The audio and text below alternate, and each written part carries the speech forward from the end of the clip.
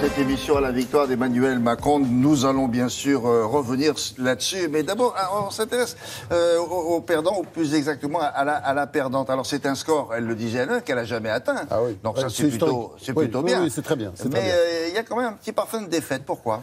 Parce que je pense qu'elle s'attendait à beaucoup plus. Les instituts de sondage, il y a encore quelques semaines, promettaient beaucoup plus pour un second tour. On pensait peut-être plus de 40, 41, 42, 43. Et à ce moment-là, la victoire pour 2022 paraissait vraiment à portée de main. Oui. Là, on voit bien qu'il y a toujours le plafond de verre, quoi. Elle n'arrive pas à dépasser. Et aujourd'hui, au Front National, c'est la soupe à la grimace. Parce que si vous regardez bien, bon, il y a des tas de villes moyennes où le Front National est encore majoritaire, Cavaillon, Denain, Menton, etc. Oui, mais en même temps, dans des fiefs comme le Var, il n'est même pas majoritaire.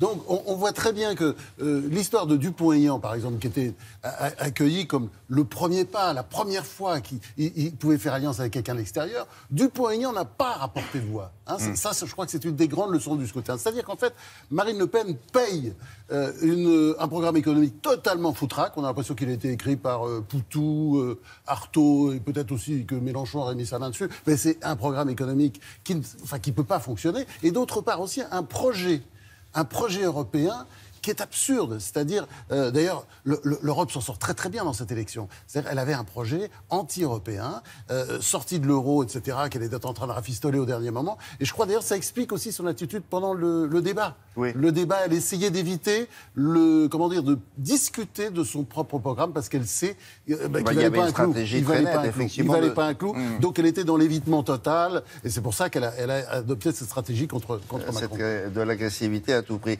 Qu'est-ce qui va se passer maintenant au Front National ? Elle l'a dit un tout petit peu hier. Elle a dit va falloir restructurer tout ça. C'est sûr qu'elle va changer le nom. Il y a peut-être des têtes qui vont tomber. Je trouve que Florian Philippot a peut-être une bonne tête de bouc émissaire. Mais enfin, il est malin. Il peut s'en sortir quand même. Oui, mais c'était son bras droit. C'est pas facile de se couper un bras droit. Oui. Puis en plus, il a fait le job, comme on dit. Ouais. Mais de l'autre côté, ce qui est intéressant, c'est l'explication de gravure en prévision avec sa nièce.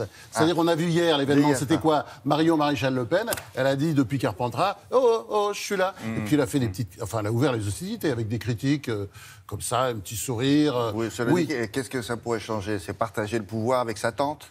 Non, prendre le pouvoir à un moment donné. C'est-à-dire, elle se place, elle se positionne. Elle se positionne.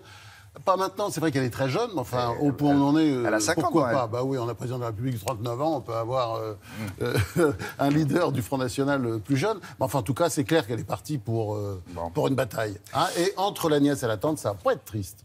Bon, allez, à tout à l'heure. Merci, François-Olivier.